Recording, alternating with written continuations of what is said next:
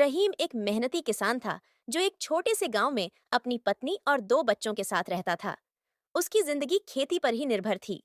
रहीम के पास कुछ बीघे जमीन थी जिस पर वह साल भर मेहनत करके अपने परिवार का पालन पोषण करता था। हर साल वह उम्मीद करता था कि उसकी फसल अच्छी होगी और उससे उसकी आर्थिक स्थिति सुधरेगी।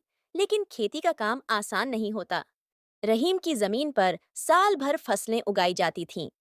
बरसात के मौसम में वह धान और खरीफ की फसल लगाता, जबकि सर्दियों में गेहूं और चने की फसलें बोता था। उसकी पत्नी भी खेतों में उसकी मदद करती थी और बच्चे जब स्कूल से आते तो खेतों में छोटे मोटे काम कर देते। पूरा परिवार एक साथ मिलकर खेती करता था। रहीम ने अपने बच्चों को अच्छी शिक्षा देने का सपना देखा था ताकि वे उसकी तरह संघर्ष न करें और बेहतर भविष्य बना सकें। एक साल रहीम ने बड़ी उम्मीदों के साथ गेहूं की फसल बोई। पहले कुछ महीने मौसम अनुकूल रहा और फसल अच्छी दिखने लगी। रहीम ने सोचा कि इस बार उसे अच्छी पैदावार मिलेगी और वह अपने कर्ज भी चुका पाएगा। लेकिन कुछ ही हफ्तों बाद अचानक मौसम बदल गया। बारिश न होने से खेत सूखने लगे और रहीम की फसल मुरझाने लगी। वह पानी की तलाश में इधर-उधर भागा, लेकिन गांव में सिंचाई की उचित व्यवस्था न होने के कारण फसल को बचाना मुश्किल हो गया। रहीम ने निराश होकर अपनी सारी मेहनत को बर्बाद होते देखा। फसल की बर्बादी का मतलब था कि इस साल उसके परिवार को कठिनाइयों का सामना करना पड़ेगा।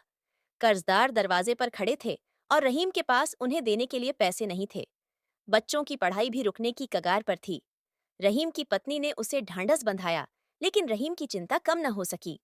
हालांकि रहीम ने हार मानने के बजाय अगली बार और भी मेहनत से खेती करने की ठानी। वह अपने गांव के अन्य किसानों के साथ मिलकर सरकार से मदद की गुहार लगाने लगा। कुछ समय बाद सरकार की ओर से कुछ आर्थिक सहायता मिली और गांव में एक सिंचाई योजना भी शुरू हुई। रहीम ने अगली फसल के लिए तैयारी शुरू कर दी और इस बार उसने न सिर्फ बेहतर परिणाम हासिल किए, बल्कि अपने परिवार को भी एक नई उम्मीद दी। रहीम की इस कहानी में संघर्ष, निराशा और फिर उम्मीद की झलक मिलती है।